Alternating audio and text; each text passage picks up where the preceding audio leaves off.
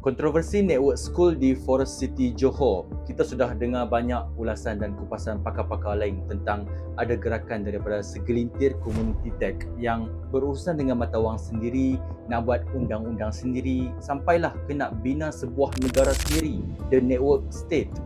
Dan gelombang rakyat Malaysia menolak benda ni di media sosial.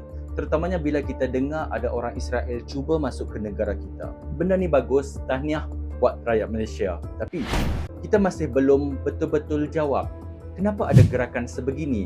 Bagaimana orang boleh bermimpi nak buat satu negara baru secara maya, cloud tu. Kenapa benda ni jadi satu pelaburan teknologi sampai Malaysia yang buka pintu sempadan pada awal-awalnya. Sebab, okey, kalau kita cerita pasal teknologi, pasal digitalisasi, startup ataupun AI, kita boleh faham manfaat dan kegunaan semua teknologi ni. Dan kita dah pun buat benda-benda tu. Contoh digitalisasi. Semua jabatan kerajaan sekarang ada apps. Kita ada PMX AI. Walaupun tahan tak sampai 24 jam. Tapi taklah sampai kita sembang nak kacau kedaulatan negara orang lain. Jadi, untuk jawab persoalan ni, kita mesti bermula dengan cuba faham pasal teknologi dan gerakan di sebaliknya, iaitu teknologi blockchain dan gerakan Web3.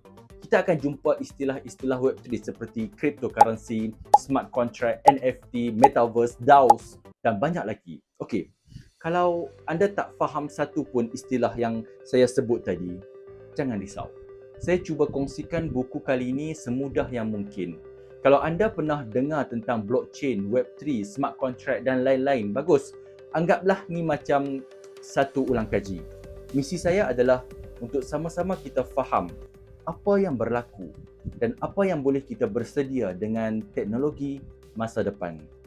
Saya Yohakim Fitri dalam misi 1 minggu, 1 buku ekonomi dan bisnes.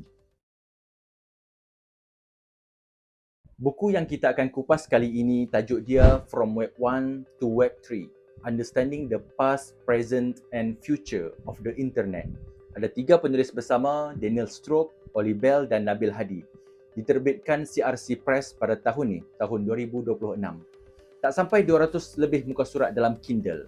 Macam buku-buku lain pasal teknologi, dia syarat dengan terma-terma tech, istilah-istilah tech. Tapi jangan risau, tak ada coding ataupun bahasa matematik dalam buku ni. Orang yang tak ada background tech pun boleh faham dengan mesej dan huraian yang nak disampaikan.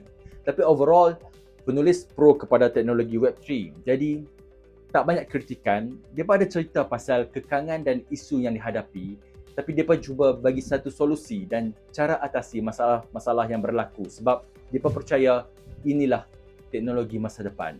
Kalau anda berminat, boleh dapatkan dengan klik link buku di description di bawah. Tanpa membuang masa, jom kita mula baca. Okey, sebelum kita sampai ke network state ni, kita mula dengan benda yang kita guna setiap hari. Internet. Perkataan Web3 ataupun Internet 3 muncul tahun 2014, evolusi kepada Web 1 dan Web 2. Web 1 macam mana? Awal-awal 90-an, bayangkan internet ni macam perpustakaan yang kita cuma boleh baca. Tak ada komen, tak ada like, tak ada share. Anda buka website, type www, anda baca, anda tutup. Itu saja. Web 1 ni dikenali sebagai information economy.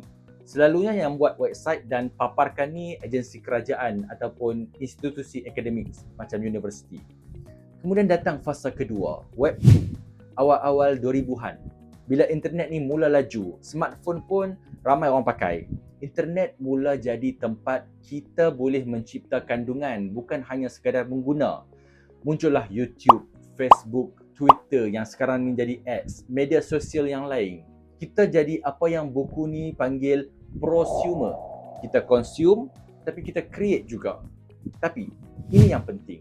Kita terpaksa bayar dengan data peribadi dan data pengguna kita kepada syarikat-syarikat platform ni seperti Google, Meta, Amazon dan lain-lain. Bila anda upload gambar ke Instagram, Instagram yang pegang hak milik gambar tu, bukan anda sepenuhnya. Data peribadi kita ni jadi mata wang. If something is free, you are the product. Jadi, inilah titik yang membawa kepada fasa seterusnya Web3, satu gerakan untuk kembalikan internet ni kepada orang ramai. Individu yang menentukan apa, bagaimana, bila, di mana kita nak tengok sesuatu kandungan di internet. Bukannya kandungan tu dikawal oleh segelintir syarikat-syarikat gergasi teknologi. Itu janji Web3. Dan teknologi yang jadi tulang belakang kepada semua ni dipanggil blockchain. Baik, blockchain ni bermula tahun 2008 bila Satoshi Nakamoto menulis white paper, just 8 muka surat, sikit je. Anda boleh download di internet. Tajuk dia A Peer-to-Peer Electronic Cash System. Paper ni tak sebut pasal blockchain, tapi dia memang pasal blockchain. Ia bermula dengan idea bagaimana nak cipta dan rekod satu mata wang digital iaitu Bitcoin, yang kemudiannya orang lain pun terfikir, kita boleh guna blockchain ni untuk rekod semua benda lain. Apa benda blockchain ni? Saya cuba bagi satu analogi mudah. Bayangkan macam kita semua kongsi satu Microsoft Excel ataupun Google Sheets yang bila satu transaksi berlaku, ia direkod dalam satu blok. Semua orang boleh tengok update dan synchronize. Tak ada admin, tak ada butang undo, tak boleh edit. Tak ada orang atasan yang kata, rekod ni salah, padam. Sekali transaksi itu direkod, selama-lamanya ada dalam sistem blockchain. Jadi, kat sinilah idea besarnya kenapa blockchain ni penting. Sebab satu, dia decentralized. Tak ada seorang individu ataupun company yang kawal. Semua yang terlibat dalam blockchain ada salinan rekod. Yang kedua, dia secure dan selamat. Sekali direkod, hampir mustahil untuk diubah. Yang ketiga, dia transparent, dia jelas. Semua orang boleh tengok data dan sahkan. Yang keempat, dia tamper proof. Dia kalis ubah suai. Sebab kalau ada orang yang nak kacau rekod ni, semua orang keperasan. Jadi, jom kita tengok apa yang blockchain ni boleh buat di alam realiti sekarang. Sekarang, kita bincang macam mana blockchain ni dia boleh menggugat masa depan industri kewangan. Kalau sebelum ni kita setuju yang rekod dan transaksi blockchain ni jelas, telus, selamat, tamper proof. Jadi, kita masih perlukan bank dan agensi kerajaan ke untuk sahkan rekod transaksi kita? Kat sinilah munculnya DeFi, Decentralized Finance, yang cuba menjalankan aktiviti kewangan macam bagi pinjaman, ambil pinjaman, simpanan, trading, insurans, malah yang lebih kompleks macam derivatif dan synthetics, tanpa melalui bank-bank dan pihak berkuasa tempatan. Dan kesemua aktiviti kewangan tadi menggunakan cryptocurrency yang famous macam Bitcoin, Ethereum, Binance. Ada juga stablecoin yang lebih stabil naik turun harga dia. Satu lagi yang penting untuk kita tahu, semua ni menggunakan smart contracts. Apa tu smart contract? Sebelum ni, bila dua orang berjanji, contohnya A kata kat B, bagi aku pinjam 10 juta ringgit. Minggu depan aku bayar. Aku janji tak bawa lari duit ni. Anda rasa dia bayar tak? Janji tinggal janji. Jadi sebab itulah kita buat lawyers, kita buat kontrak, kita buat bank, kita buat mahkamah untuk kuasakan janji ni. Tapi apa yang jadi? Lawyers dan bank pun ada banyak kes sama tamak, curi duit. Kemudian, geng-geng tech ni dia berkumpul dan dia cakap, kita lupakan pasal orang. Manusia ni dia ada ego, dia ada tamak, dia ada emosi, ada penyakit mudah lupa bila datang masa untuk bayar hutang. Kita letakkan kontrak ni dalam computer script, dalam kod. Bila A berlaku, kita dapat B. Titik. Bayangkan macam kita nak beli barang dekat vending machine. Kita pilih apa yang kita nak, kita masukkan duit, ataupun scan card ataupun QR, mesin tu sahkan duit dan siap. Tak ada orang tengah. Lebih cepat, lebih murah, lebih selamat. Tak ada tiba-tiba ada tangan muncul dalam vending machine nak curi makanan kita. Memang berlaku ke sekarang ni? Ada ke transaksi kewangan yang tak melalui bank? Ada. Contohnya platform Aave, Compound, MakerDAO. Platform yang pinjam-meminjam kripto tanpa bank sebagai orang tengah. Kita ada Nexus Mutual, platform insurance di atas blockchain Ethereum. Kita ada Uniswap, Jupiter, jual beli kripto tanpa broker atau bank yang benarkan transaksi terus antara pengguna atau lebih dikenali dengan Decentralized Exchange ataupun DEX. Tunggu sekejap. Ada jual beli, ada transfer duit tanpa pantauan, tanpa peraturan. Bunyi macam menarik, tapi orang tak salah guna ke?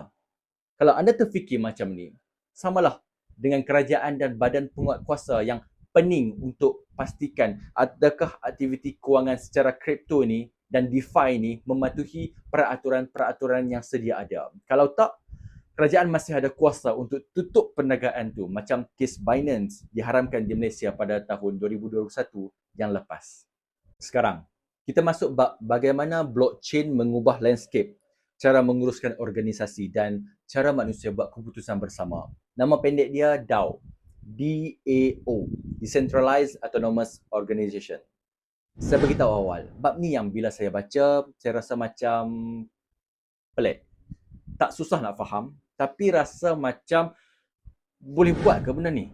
Okey, anda cuba dengar dulu. Apa beza DAO dengan syarikat tradisional? Pertama, DAO ni organisasi yang beroperasi melalui smart contract guna blockchain yang setiap keputusan dibuat secara kolektif, secara bersama oleh ahli-ahli dia. Tak ada hierarchy, tak ada CEO, tak ada shareholder. Siapa yang pegang token asli DAO tu, dia boleh join proses buat keputusan dengan cara undi ataupun voting. Apa kritikan dia? Satu, kalau komuniti tu sendiri tak aktif untuk undi buat keputusan, macam kadar keluar mengundi 45% saja, macam mana nak kata ni keputusan bersama ataupun keputusan majoriti? Kritikan kedua, kalau satu token, satu undi, macam mana dengan orang kaya yang boleh beli banyak token? Okey, kalaulah DAO tu kata kita pakai sistem one wallet, one vote, macam mana pula nak pastikan orang tak create banyak wallet untuk banyakkan undi? Ada juga model undi lain macam weighted voting dan quadratic voting yang masing-masing ada pros and cons. Tapi kita tak cerita dalam video ni sebab dia akan jadi terlalu panjang. Yang penting, anda sekarang faham kenapa saya kata macam boleh ke buat benda ni?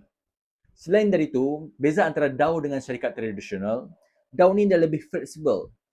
Dalam DAO, ahli boleh sumbang dekat mana-mana projek yang mereka minat berdasarkan kemahiran dan nilai masing-masing. Berbanding syarikat tradisional, kita ada job description tentang apa yang kita kena buat. Jadi yes, DAO ni dia tawarkan cara baru untuk berkumpul dan buat keputusan bersama tanpa bos. Tapi macam semua teknologi Web3 yang lain, dia bukan satu penyelesaian yang tuntas dan ajaib. Dia satu model yang fresh, yang masih berkembang, ada kekuatan dan risikonya yang sendiri.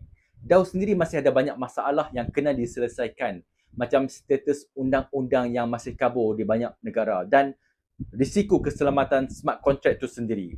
Contohnya ada kes tahun 2016, the DAO hack. Smart contract dalam kod itu sendiri kena hack yang merugikan hampir 50 ke 60 juta USD ketika itu. Kita masuk kepada satu teknologi yang golongan teknis sangat-sangat impikan, iaitu teknologi metaverse. Facebook pun dah tukar nama syarikat ke Meta, sempena Metaverse, iaitu satu ruang maya yang menggabungkan teknologi blockchain, teknologi VR, virtual reality, augmented reality AR, NFT untuk cipta satu dunia digital yang secara teori anda boleh hidup, main dan kerja macam dalam dunia reality. Ada ke benda ni? Ada lama dah. Ada banyak games macam Roblox, Fortnite, Minecraft, dan ada juga buka games tapi alam maya 3D macam Decentraland yang boleh beli, jual dan bangunkan plot tanah secara maya menggunakan NFT dan Ethereum crypto. Okey, apa teknologi di belakang metaverse ni? Yang pertama mestilah blockchain. Sebab teknologi blockchain inilah yang pastikan setiap transaksi dalam metaverse ni, bila kita beli digital asset, dia telus dan selamat tanpa ada pemantauan pihak tertentu. Ada juga teknologi NFT. Kita tak kupas panjang tentang NFT sebab kekurangan masa dalam video ni. Tapi saya anggap at some point anda pernah terdengar pasal NFT ni. Teknologi ni dia pastikan apa yang anda beli aset digital tu tulen, bukan produk copy and paste. Dan semestinya teknologi VR dan AR yang memberikan pengalaman dalam alam maya ni seakan-akan sama dengan pengalaman dekat dunia reality. Jadi, kenapa metaverse ni penting? Sebab di sinilah tempat untuk segelintir komuniti tech ni menguji teknologi cryptocurrency, blockchain, NFT, DAOs dan lain-lain lagi. Teknologi untuk mencapai gerakan Web3, Web3 yang kita kupas sebelum ini. Sekarang anda mula nampak kenapa ada sesetengah komuniti tech tertentu mula bermimpi lebih jauh. Kalau aku ada wang sendiri, kripto, ada harta sendiri, NFT, dan cara buat keputusan kolektif sendiri, DAO, kenapa aku tak boleh ada komuniti sendiri dengan peraturan sendiri, malah impian setengah orang sebuah negara sendiri, the network state? Kat sinilah berlaku pertemuan antara impian dan realiti undang-undang. Sebab walau macam mana canggih pun teknologi itu, dia masih beroperasi dalam dunia yang ada sempadan, ada kerajaan, ada orang dia dan ada undang-undang. Dan kat sinilah cerita ni sampai kepada bahagian yang kita orang Malaysia dah ramai cakap tentang kedaulatan negara. Kita dah sembang tentang beberapa teknologi Web3 yang ada. Jadi persoalannya bukan pasal teknologi ni boleh wujud ke tak. Sebab dah memang wujud. Tapi soalan sebenarnya yang patut kita tanya, bolehkah teknologi Web3 yang tujuannya nak decentralize, nak lari dari pemusatan kuasa undang-undang untuk bertapak atas tempat yang ada undang-undangnya sendiri? Dan jawapannya, berdasarkan realiti sekarang yang macam kita boleh nampak, nak tak nak pemain dan founder-founder teknologi Web3 ni, dia kena kemudi bisnes untuk patuh dan ikut dengan undang-undang yang sedia ada. Contohnya, tahun lepas, 2025, semakin banyak kerangka undang-undang Web3 di banyak negara. European Union ada MiCA, Markets in Crypto Assets. UK mengeluarkan FSMA 2023. Singapura, Afrika Selatan pun dah mula ketatkan peraturan. Web3 ni boleh operasi tapi kena ikut peraturan. DAO, macam kita sembang sebelum ni, struktur organisasi tanpa kerajaan pusat yang jadi asas impian network state ni, semakin dikawal Badan Penguatkuasa di Amerika Syarikat, UK dan juga Hong Kong. Dan kes OkiDAO tahun 2022 di Amerika Syarikat, ada tindakan undang-undang kepada pemegang token DAO membuktikan kerajaan boleh mempertanggungjawabkan ahli DAO seluruh komuniti itu sebagai satu individu. Jadi, walaupun mereka ni tak cari undang-undang, tapi undang-undang tetap cari mereka kalau salah. Contoh lain, syarikat yang terlibat dengan aset kripto ada Global VASP Regulations yang mesti dipatuhi untuk pastikan kripto tu tak disalahguna untuk money laundering ataupun aktiviti-aktiviti haram lain macam dadah, perjudian haram, perdagangan manusia. Salah satu sebab Binance di-ban di Malaysia dan juga UK sebab gagal patuhi undang-undang ni. Ada banyak lagi skop situasi Web3 ni beroperasi dan apa undang-undang yang mereka patut patuhi dalam buku ni. Tapi saya tak cerita sampai habis sebab kalau cerita sampai habis dia akan jadi terlalu panjang dan terlalu banyak. Tapi kesimpulannya, pengajarannya, apa yang penting? Blockchain dan Web3, dia bukan pengganti kerajaan, bukan pengganti bank, bukan pengganti sistem undang-undang sedia ada sepenuhnya. Dia satu alat tambahan. Alat yang sangat power untuk kes-kes tertentu seperti kewangan lebih telus, pemilikan digital atau urut tabir, komuniti, metaverse, tapi bukan alat untuk mencabar kedaulatan sesebuah negara. Okey, sebelum kita habiskan video ni, saya nak kongsi sedikit cetusan fikiran peribadi tentang apa yang telah kita kupas sebelum ni. Ini bukan dari buku tapi pendapat saya sendiri. Kalau kita baca satu research paper daripada Bank Negara Malaysia, ada je beberapa teknologi Web3 ni yang bagus dan boleh diguna pakai untuk tingkatkan quality service. Contohnya smart contracts. Dia mencepatkan paperwork. Tak perlu lagi orang tengah. Semuanya automatically using code. Tapi, ada juga beberapa benda yang tak boleh dikompromi macam pure decentralized crypto macam Bitcoin, Ethereum. Alasan yang bank negara bagi adalah due to lack of issuer liability and regulatory clarity. Nak senang faham, kalau kripto ni rugi, scam, siapa yang nak kena tangkap? Dan kalau benda ni untung, buat duit, siapa yang nak kena bayar cukai? Jadi, bukan semua teknologi gerakan Web3 tu patut kita tolak. Mana yang baik, kita gunalah. Pendapat kedua, saya faham niat baik gerakan Web3 ni nak mengagihkan semula kuasa kawalan internet kepada individu-individu sebab sekarang ni semua data kita dikawal orang lain. Tapi, saya masih lagi tak boleh faham dengan metaverse. Satu, kalau nak kata lari daripada syarikat-syarikat gergasi, kat dalam metaverse ni lagilah banyak syarikat-syarikat gergasi yang jual barang. Contoh, kalau sekarang ni kita keluar rumah, kita jumpa abang jual Ramly Burger. Cuba tanya kat dia, abang tak jual burger ke dalam metaverse? Orang UK pun boleh beli burger abang kot. Tak, sebab nak buat kedai dalam metaverse pun kena beli real estate. Nak buat fast food restaurant, kena sewa kedai. Nak jual burger contohnya. Siapa je ada duit banyak nak sewa di alam maya? Syarikat-syarikat gergasi ni je lah yang mampu.